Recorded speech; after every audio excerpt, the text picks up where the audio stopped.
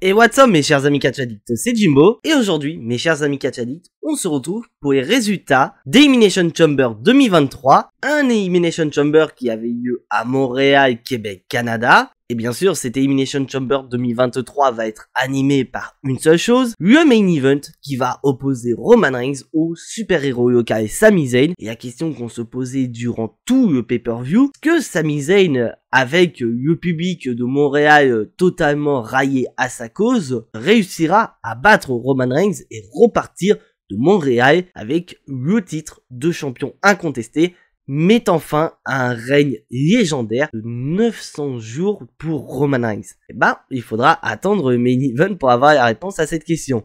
Mais sur ce, on a assez parlé, mes chers amis catch addicts. Les résultats d'Elimination Chamber 2023, c'est maintenant!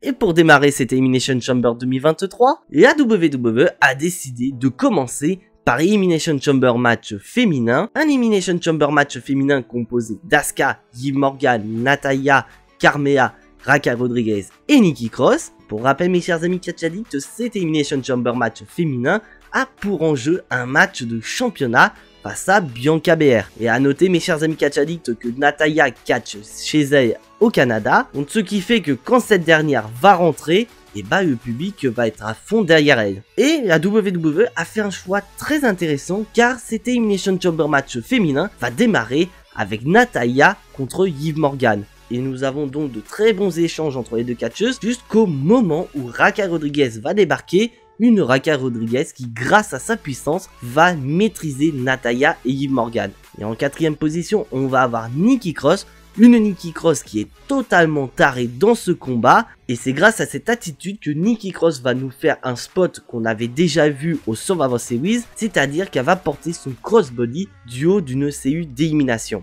Et après ça, donc on va avoir Carmella et en dernière Asuka qui va arriver. Et malheureusement pour Nikki Cross, cette dernière va être la première à être éliminée de Elimination Chamber. Malheureusement pour toi Nikki Cross, la folie n'est pas restée forte. Et après cette élimination de Nikki Cross, les éliminations vont pleuvoir et on va avoir une élimination de Liv Morgan. Une Liv Morgan qui va se faire éliminer mais qui va quand même résister car il va falloir 2 prises de soumission portées en même temps pour venir à bout de Liv Morgan, car cette dernière va subir le sharpshooter et le Asuka Lock, mais Liv Morgan ne va pas abandonner, elle va tomber dans les pommes et elle va même en rire, tout comme ce qui s'est passé il y a de ça quelques mois à Estumuz face à Wanda Rousey. C'est vrai que je suis assez étonné parce que pour moi, Liv Morgan allait être la finaliste de cet Elimination Chamber match féminin. Donc ce qui fait que nous allons avoir Raquel Rodriguez, Asuka et Carmella dans le top 3 de cet Elimination Chamber match féminin. Et là où je vais être un petit peu déçu mes chers amis catch addicts,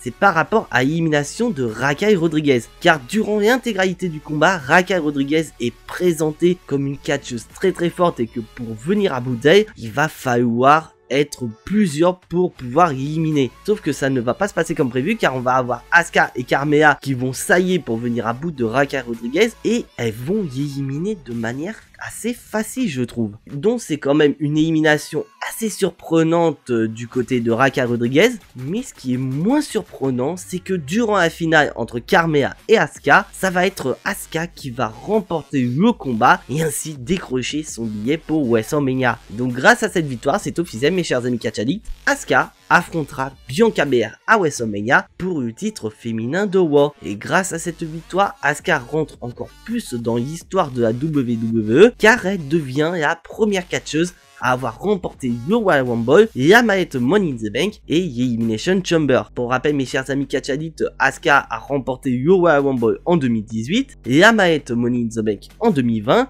et cette année en 2023 elle remporte l'Elimination Chamber match. Donc arrêtez de dire qu'Asuka ne vaut rien, elle continue à écrire sa légende. Déjà qu'elle est la première catcheuse à avoir remporté tous les titres du côté de la WWE, elle remporte les stipulations les plus importantes pour avoir un match de championnat. Quoi que demander de plus. Et c'est un très bon Elimination Chamber match dans l'ensemble, bien qu'au départ j'étais pas très motivé parce qu'on savait que Asuka allait remporter le combat, mais là on a vraiment eu un match où vraiment, bien qu'Asuka soit la grande favorite, et bah les autres catcheuses avaient une chance de remporter cette opportunité à WrestleMania face à Bianca Belair. Donc ce qui fait que je mets à note de 8 sur 10 pour cet Elimination Chamber match féminin, de quoi bien lancer les hostilités pour cet Elimination Chamber 2023.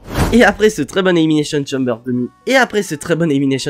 féminin, on va passer au plus mauvais match de cet Elimination Chamber 2023. D'accord, c'est une véritable catastrophe ce match. Le match qui va opposer Brock Lesnar et Bobby Lashley. Et c'est sans aucune surprise que durant le combat, on va avoir des F5 et des spears qui vont pleuvoir du côté de Brock Lesnar et de Bobby Lashley. Donc ce qui fait que le match, il est assez soporifique. Mais c'est surtout la fin de match qui est une véritable catastrophe, je trouve. Car Bobby Lashley va réussir à porter le Hurt sur Brock Lesnar, espérant le faire abandonner et ainsi finir cette rivalité une bonne fois pour toutes et se diriger tranquillement vers WrestleMania. Sauf que je n'ai pas du tout compris, mes chers amis catch addicts. Brock Lesnar va porter un coup dans les boules à papa de Bobby Lashley et ainsi se faire disqualifier et donner la victoire à Bobby Lashley. Donc déjà, je n'ai pas du tout compris pourquoi Brock Lesnar est obligé d'utiliser ce subterfuge pour venir à bout de Bobby Lashley, sachant qu'à coup de jeu, Brock Lesnar a réussi à retourner le Hurt contre Bobby Lashley et ainsi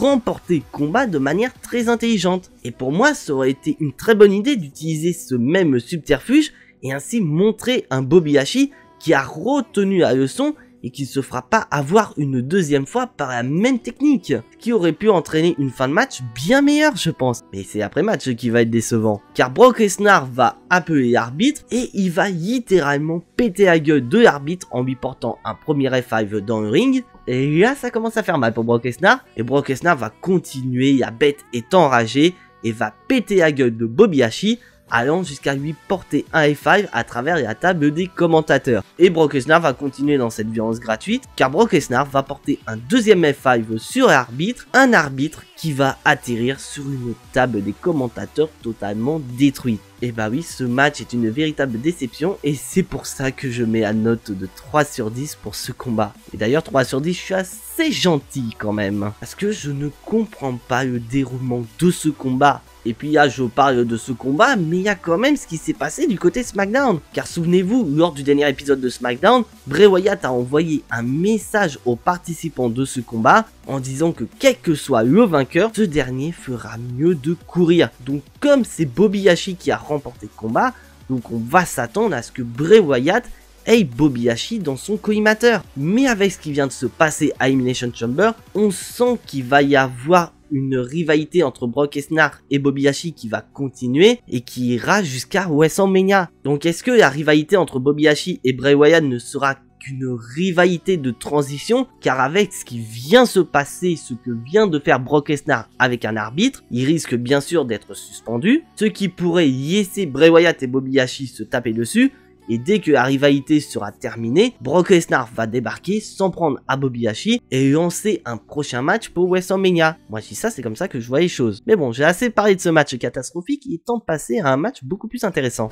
Et en parlant de match intéressant, mes chers amis catch addicts, on va passer au match auquel je suis le plus surpris de cette Elimination Chamber 2023, le match mixte qui va opposer Edge et Beth Phoenix contre Finn Balor et Rhea Ripley. Car pour ceux qui ont regardé mon Jimbo Gnostic, ce match mixte était le match qui m'intéressait le moins et je suis agréablement surpris car nous avons eu droit à un excellent match mixte. Et en parlant du combat, pour rappel mes chers amis catch addicts, Edge est originaire du Canada et donc ce dernier, quand il va rentrer aux côtés de Beth Phoenix, le public va être à fond derrière la superstar classée X. Et franchement, on a un très bon match mixte. Et c'est vrai, ce que j'attendais le plus, c'est une confrontation entre Rhea Ripley et Beth Phoenix. Pour rappel, mes chers amis catch addicts, Beth Phoenix a été écartée pendant un bon moment, car cette dernière, lors d'Extreme Rules, a subi un concerto de la part de Rhea Ripley. Donc Beth Phoenix est animée par une seule chose, c'est de se venger de celle qui a massacré lors d'Extreme Rules, ce qui fait que nous avons un très bon match entre Rhea Ripley et Beth Phoenix, et une Beth Phoenix qui est en parfaite condition physique. Et de l'autre côté, bien sûr, on a Edge contre Finn Balor très très bon,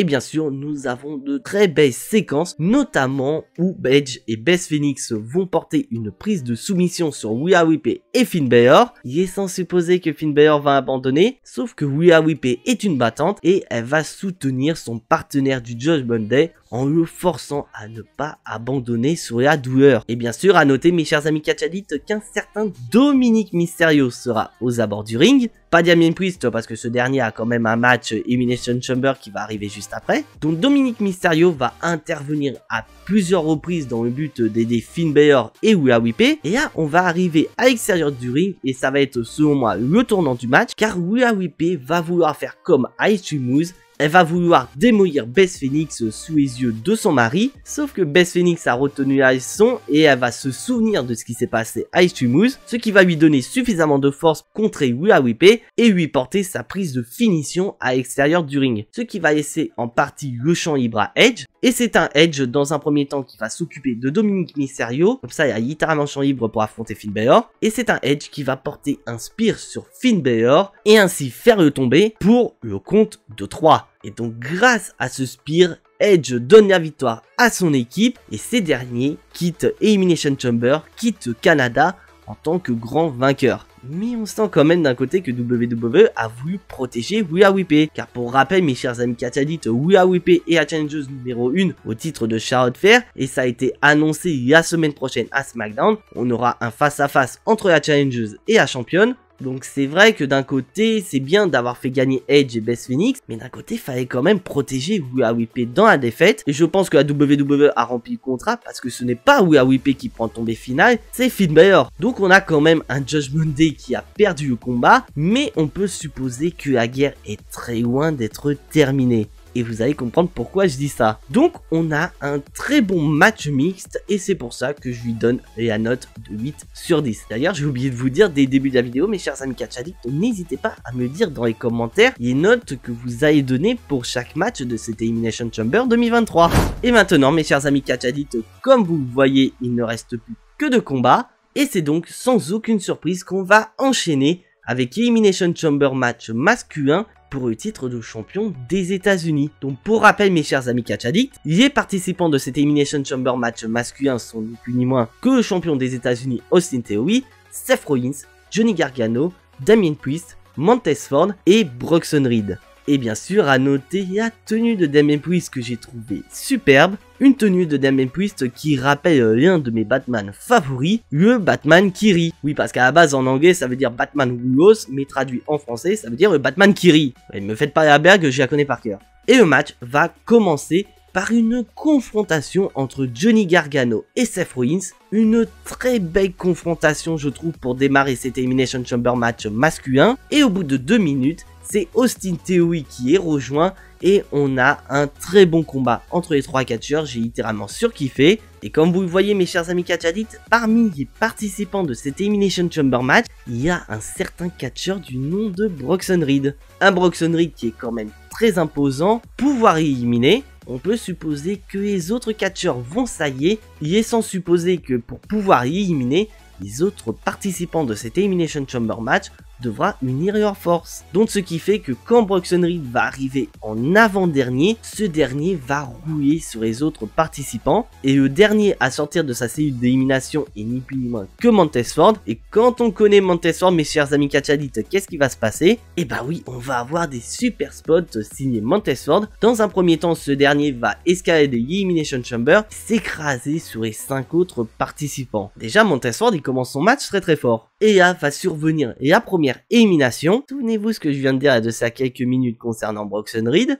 Car sans aucune surprise, on va avoir Johnny Gargano, Seth Rollins et Montez Ford qui vont s'allier pour pouvoir y éliminer. Donc ce qui fait qu'avec ce travail à 3, Bronson Reed est le premier à être éliminé de cet Elimination Chamber match masculin. Dommage pour toi Bronson Reed, t'as loupé de ta chance. Et on va avoir un autre spot, on va avoir Johnny Gargano et Seth Rollins qui vont être au sommet d'une cellule d'élimination. Et on va avoir Seth Rollins qui va vouloir porter un powerbomb sur Johnny Gargano, sauf que ce dernier va contrer avec un Hurricane Rana et Seth Rollins va voler littéralement. Et après ça, on va avoir une nouvelle élimination, sauf que pour Johnny Gargano, il ne va pas rester fort, car ce dernier va se faire éliminer par Damien Priest, ce qui fait que nous allons avoir 4 catcheurs toujours en compétition. Et après ça, Montez Ford va éliminer Damien Priest, et ce dernier malheureusement se fera éliminer par un stomp de Seth Rollins, ce qui fait que nous allons avoir une finale entre Seth Rollins et Austin Theory, et l'actuel champion des États-Unis face à l'ancien champion des États-Unis.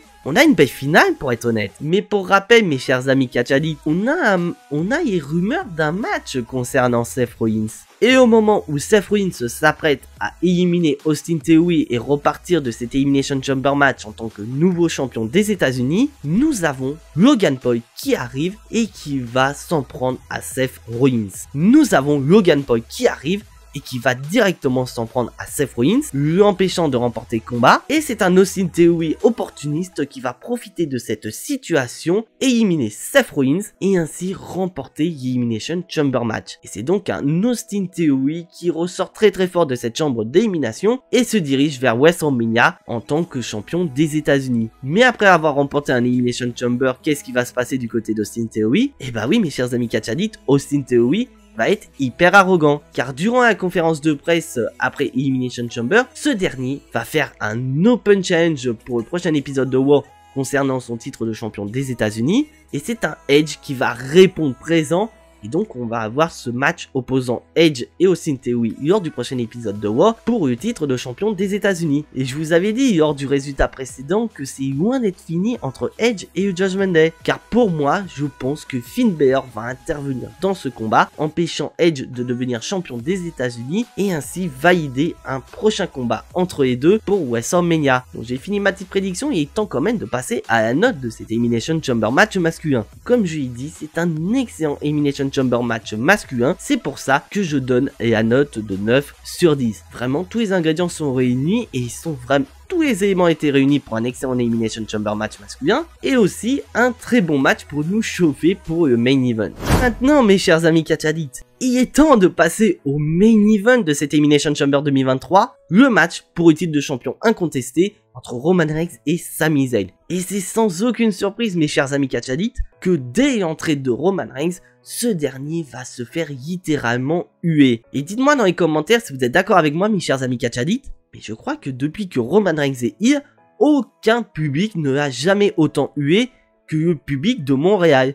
Et je dirais même que Roman Reigns n'a jamais été aussi hué lors des Elimination Chamber que durant l'intégralité de sa carrière. Même à l'époque où la WWE nous avait fait du forcing avec lui. Et de l'autre côté, c'est sans aucune surprise également que quand Sami Zayn va rentrer, tout le public canadien est à fond derrière lui.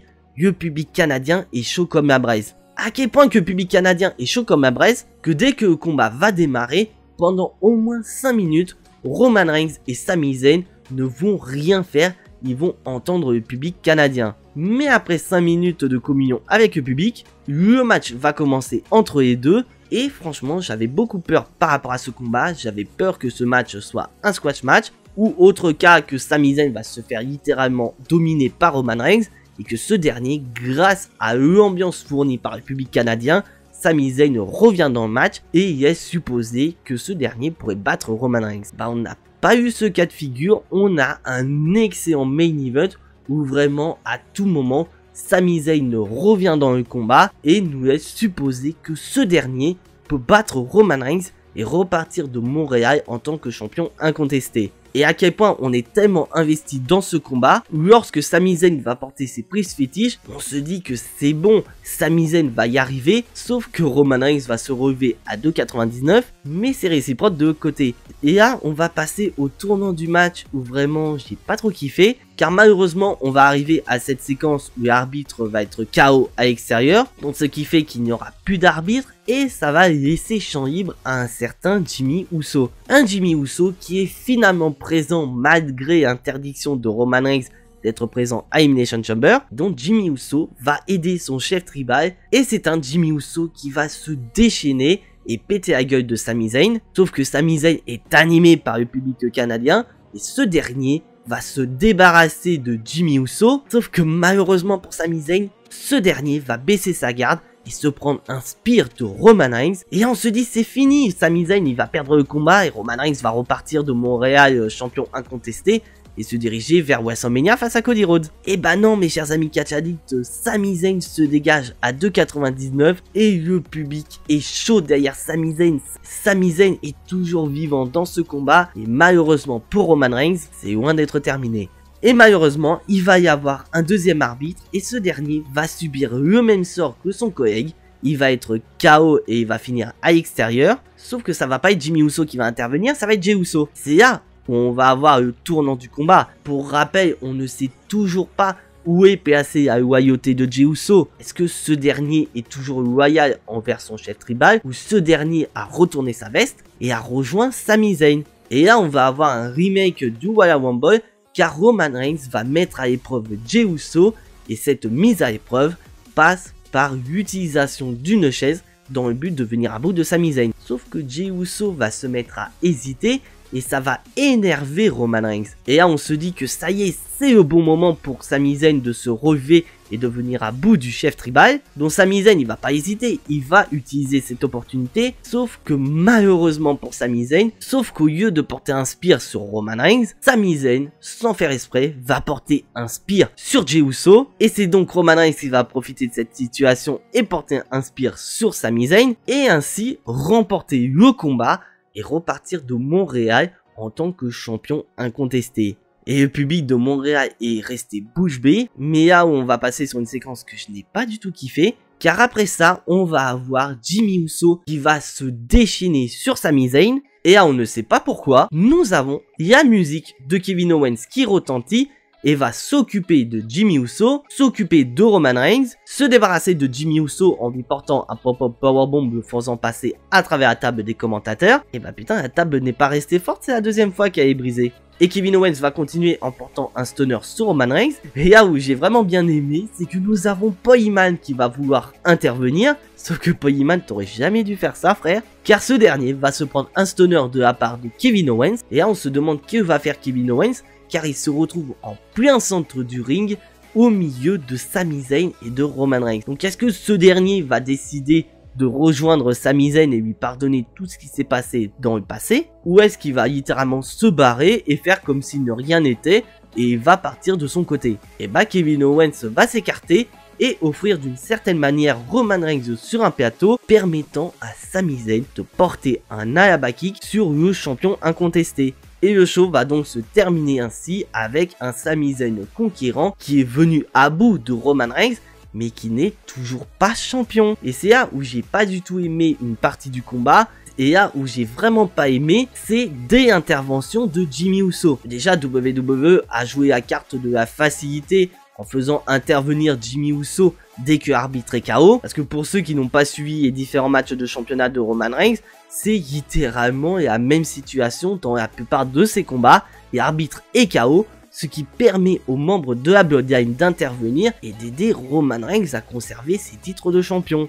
Après, on a tout ce qui se passe autour de Jey Uso et c'est là où on s'attend que Jey Uso va prendre une décision, soit rester fidèle à Roman Reigns ou le trahir. Et bah WWE a choisi la facilité, Jey Uso n'a pas du tout choisi, donc ce qui fait qu'on part de Montréal avec la même interrogation qu'au départ. Jey Uso il est fidèle à qui au final? Et après bah on a cette fin de match où Kevin Owens débarque de nulle part et décide de venir en aide à Sami Zayn. Donc ok, c'est génial d'avoir Kevin Owens, il est originaire du Canada, tout comme Sami Zayn, c'est incroyable, quand il est arrivé le public est à fond derrière Kevin Owens. Donc déjà son intervention est en fin de match, donc je comprends pas pourquoi il intervient à la fin du combat, et surtout pourquoi il intervient sans aucune raison, alors que j'aurais tellement voulu voir un Kevin Owens donc ce qui fait que je n'ai pas du tout aimé la fin du combat et surtout l'après-match, alors que pour moi j'aurais tellement voulu avoir un après-match où Roman Reigns voilà, il a gagné, il a démoli Sami Zayn et ce dernier prend le micro, demande au public de Montréal de le reconnaître en tant que champion incontesté,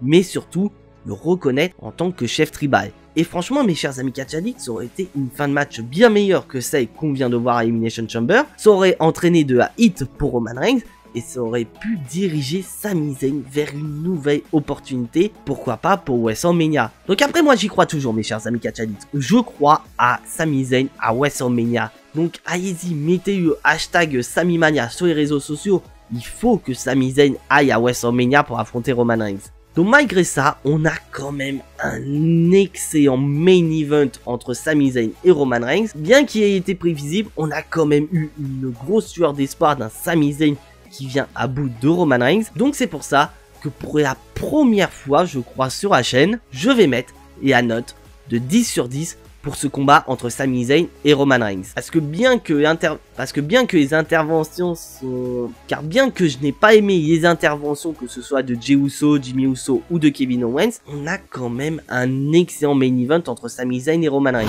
Et maintenant, mes chers amis catch addicts, il est temps de passer au bilan de cette Elimination Chamber 2023. Dans l'ensemble, on a quand même un très bon pay-per-view. Malgré le match catastrophique entre Brock Lesnar et Bobby Lashley, le reste des matchs sont très bons dans l'ensemble. C'est pour cela que je donne la note de 9 sur 10 pour cette Elimination Chamber 2023. Mais je vous invite encore une fois, mes chers amis catch addicts, soutenez à fond Sami Zayn sur les réseaux sociaux, car je veux voir Sami Zayn à WrestleMania. Je veux que l'aventure de Sami Zayn continue. Je ne veux pas que l'aventure de Sami Zayn s'arrête là, à Montréal. Sami Zayn mérite tellement mieux. Sami Zayn mérite son WrestleMania moment. Donc allez-y, hashtag Samimania. On veut Sami Zayn à WrestleMania. Donc s'il te plaît, Triple H, prends la bonne décision. Parce qu'après, je suis d'accord avec vous. Vous allez me dire, oui, mais logiquement, là, c'est Cody Rhodes, le prochain challenger numéro 1 au titre de Roman Reigns. Oui, mais il y a quand même des solutions pour permettre à Sami Zayn d'avoir sa route vers WrestleMania.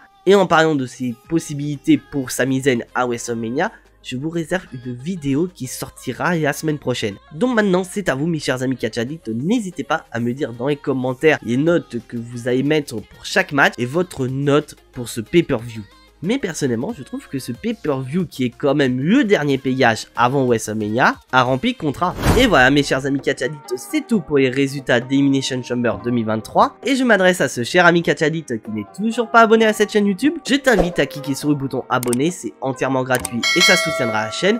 Et on sera de plus en plus nombreux à vivre cette incroyable aventure sur YouTube. Et bien sûr, je t'invite à cliquer sur la petite cloche pour être notifié des prochaines vidéos. Car on est quand même à un mois avant WrestleMania. Car on est quand même à un mois et demi de WrestleMania. Donc qui dit WrestleMania, qui dit beaucoup de vidéos qui vont arriver sur la chaîne. Donc activer la cloche te permettra d'être notifié de la sortie de ces vidéos sur la chaîne. Et bien sûr, je t'invite à lâcher ton plus gros pouce bleu qui fait également plaisir à la chaîne. Et en parlant de prochaines vidéos, mes chers amis catch addicts, on se retrouve mardi pour les résultats de Monday Night Raw. On se retrouve mardi pour les résultats de Raw. Mais en attendant, soyez tous très fiers d'être des catch addicts. C'était Jimbo et à la prochaine.